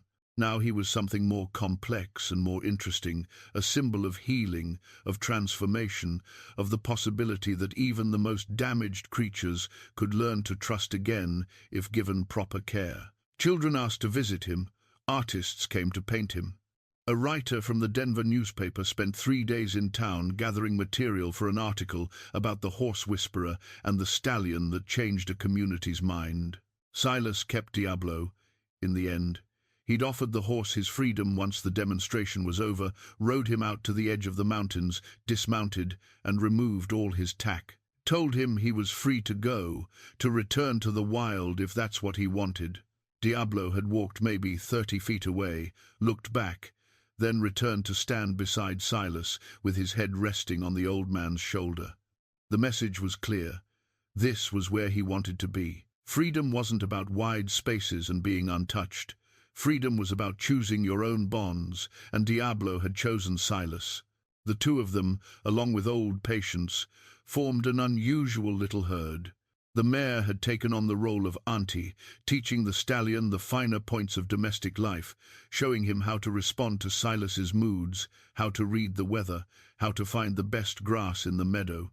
It was peaceful in a way Silas had thought he'd never experience again after Margaret died, not the same as human companionship, but valuable in its own way. Sarah Henley had become a regular visitor, and somewhere along the way the visits had shifted from professional interest to something more personal.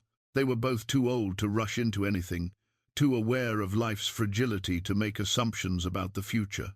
But there was companionship there, and affection, and the possibility that neither of them had to be alone if they didn't want to be. It was enough for now, more than enough.